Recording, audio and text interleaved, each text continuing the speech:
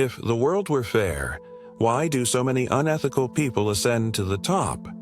Why do many of history's most powerful people, from kings to tycoons, do things differently than we would expect them to if being decent were the secret to success? Yes, this is a genuine paradox, and it makes me uneasy. From the time we were little children, we have been told that the righteous would ultimately win. Therefore, we should always do what is right. But when we put it into reality, we observe something quite different. Most prominent positions are held by those who are most adept at manipulating, exploiting, and imposing their own rules. What does this say about the world?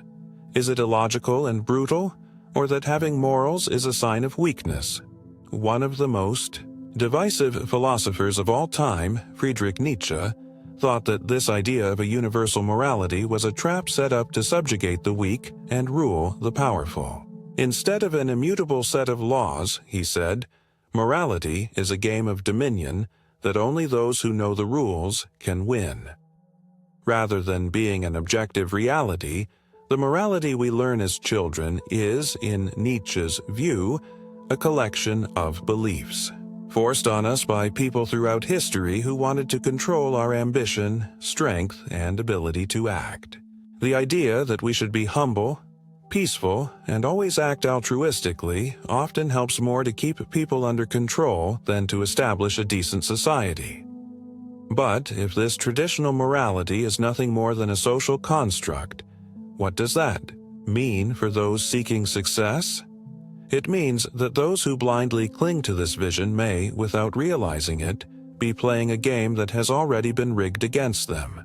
Instead of total anarchy or immorality, Nietzsche advocates freedom from imposed morality, saying that people should make their own values instead of mindlessly following the ones they've been taught. This brings us to a central question. If morality can be a prison, how can we navigate this world without falling prey or becoming predators?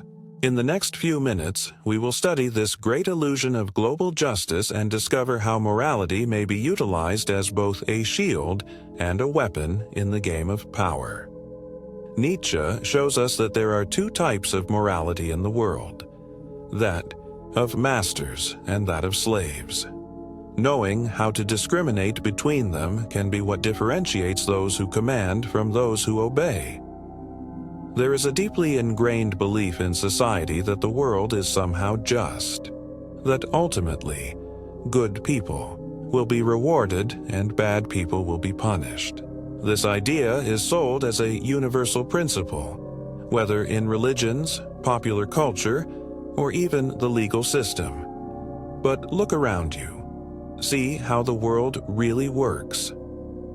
If justice were an inherent force in the universe, why is history littered with empires, built on exploitation, fortunes built on deceit, and leaders who rose to power by trampling on everyone around them? If the world rewarded virtue, shouldn't we see the most kind and benevolent at the top? Nietzsche considered this belief in universal justice as a convenient illusion, a control mechanism. To him, there is no metaphysical force assuring that good will triumph. What exists are power relations, and the way these forces are constructed across time. Traditional morality, rather than being an eternal truth, has historically been shaped by the weak as a way to restrain the strong. This is a major topic in his work, slave morality. The oppressed, unable to defeat the powerful directly, created a system of values that glorified humility, suffering, and obedience. They reversed roles, transforming their weaknesses into virtues and convincing the world that these were the true moral qualities. This does not mean that Nietzsche favored dictatorship or the abuse of power. His point was not that morality should be abolished, but rather that we should view it for what it truly is: a social construct that can be controlled, a set of values produced by specific groups to serve specific goals. The strongest illustration of this is that throughout history, morality has altered frequently. What was deemed moral in the Middle Ages is different from what we consider moral today. What is acceptable in one culture may be considered as repulsive in another. The question that remains is, if justice is not assured, how should we act? Should we simply discard any idea of ethics and become predators? Or is there a way to escape this imposed morality without slipping into full cynicism? To address that, we need to better comprehend Nietzsche's distinction between two sorts of morality: master morality and slave morality. One makes you play the game by someone else's rules. The other lets you establish your own. If you live your life striving to be a decent person, believing that this will automatically bring you fame, respect, and success, you may be following a code of morality that was not created to empower you, but to domesticate you. For Nietzsche, there are two primary sorts of morality: master morality and slave morality. The gap between them is brutal, and ignoring it might mean spending your entire life playing a game where the rules are meant to keep you small. Slave morality is the one we are taught from childhood: to be humble, to tolerate pain, to celebrate weakness, and to expect justice to arrive from outside forces. This form of morality has historically been accepted by those who lacked power as a way to invert the logic of the universe.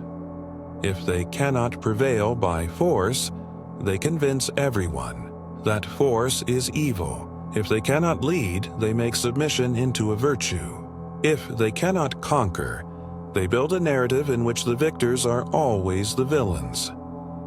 This morality promotes renunciation, passivity, and conformity as ideals, promoting the concept that anyone who deviates from this is sinful or evil. Master morality, on the other hand, is altogether different. It is not concerned with outward judgment, but rather with exerting one's own power and will. While the slave seeks confirmation and hates disagreement, the master sets his own values and follows his own instincts. For him, there is no point in playing the victim or in clinging on to moral rules that merely limit his potential. He finds no problem in desiring more, in being ambitious, in exerting authority over the world around him. This does not mean being cruel or destructive, but rather not permitting an imposed morality to govern one's activities. And here is the fundamental issue. Society as a whole tends to encourage slave morality. From religions to systems of government and even cultural standards, there is ongoing pressure for everyone to accept a set of principles that keep them docile and predictable. This often results in those who try to adopt master morality being considered as rebellious, arrogant, or even dangerous. But who actually defines what is right and wrong? Who wrote the rules that you follow? And, most importantly, do these regulations genuinely benefit you or just those who want you to remain obedient? The distinction between these two moralities explains a lot about the world around us. People who follow slave morality are sometimes frustrated when they see vicious and ambitious persons gaining positions of leadership. And the reason for this is simple. While the former wait for justice to do its part, the latter simply take what they want. However, this does not mean that we should accept that the most unethical will always win. There is an alternative path, a way where you can learn the game and play it well without having to give up your integrity. But to do so, you first need to grasp how power truly works. If there's one thing Nietzsche taught us, it's that power doesn't belong to people who quietly wait for acknowledgement. It belongs to those who understand its nature, know how it moves, and, most importantly, know how to exploit it to their advantage. And here's the fact that few admit. Morality is often a technique of manipulation, not a universal value. Governments, religions, companies, and social groupings establish moral tales to control the conduct of the masses.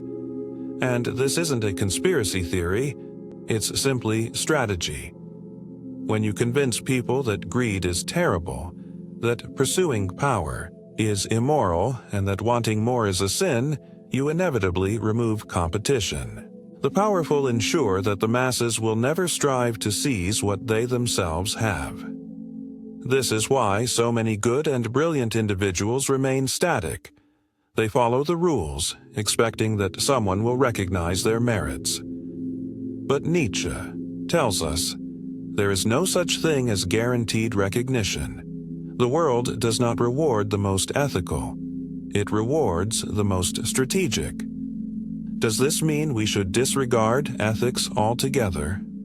Not at all.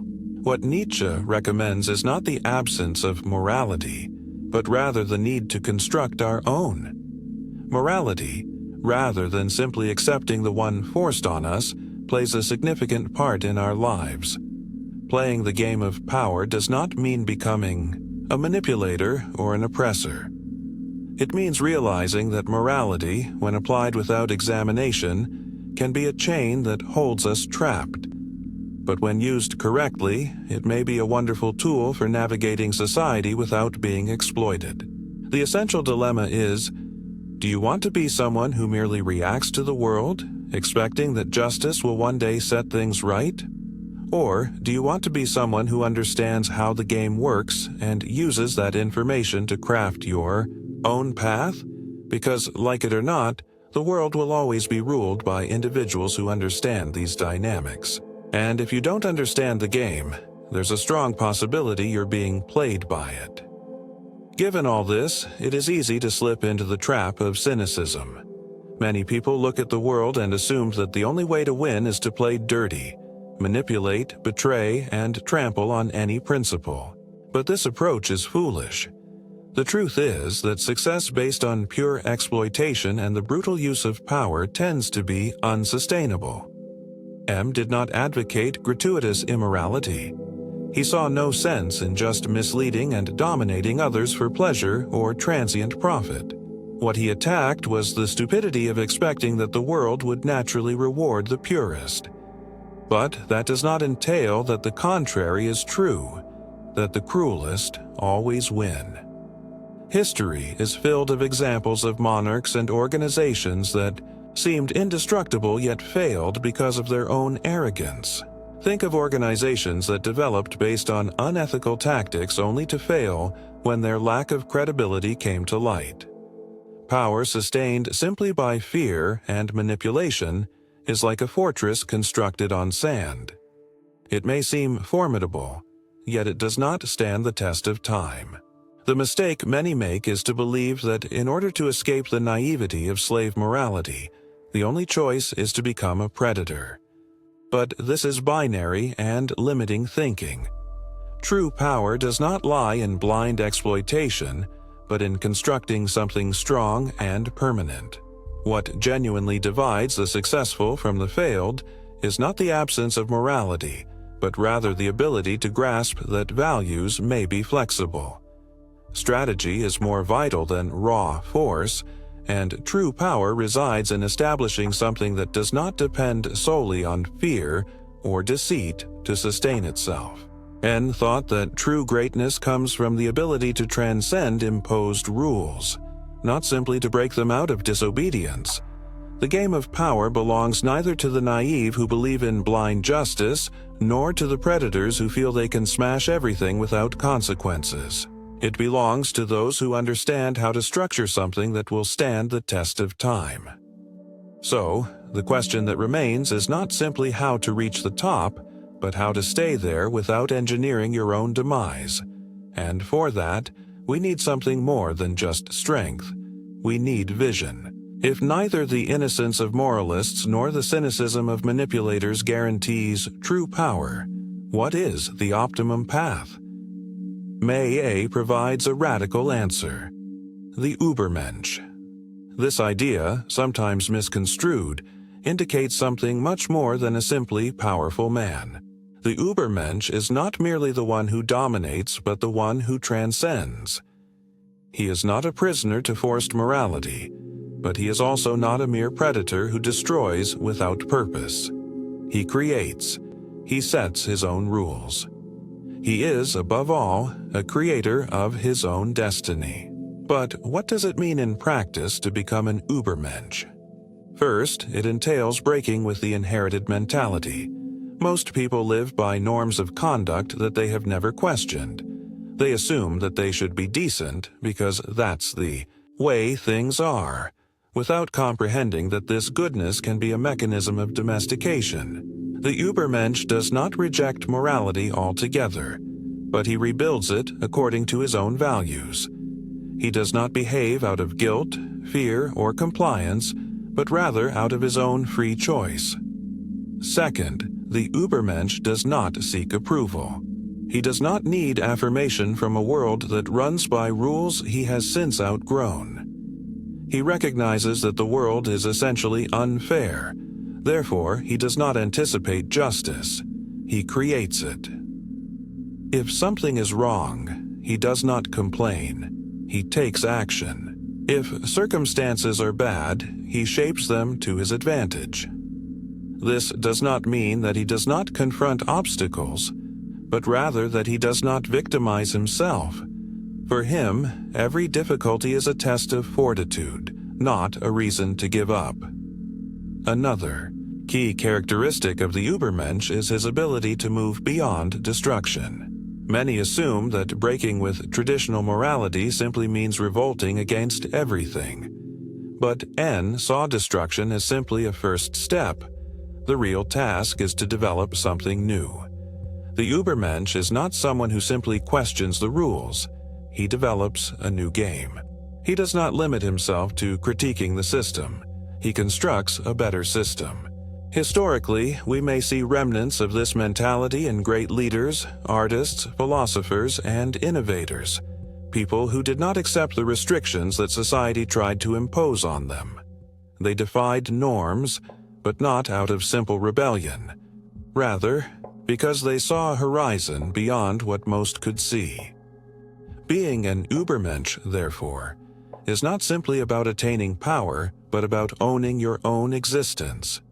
It is living without regrets for choices that were not actually yours. It is letting go of the idea of absolute morality and knowing that the only actual commitment we have is to our own potential. The third question is, are you living by the values you have chosen, or just following a script that was handed to you? Understanding.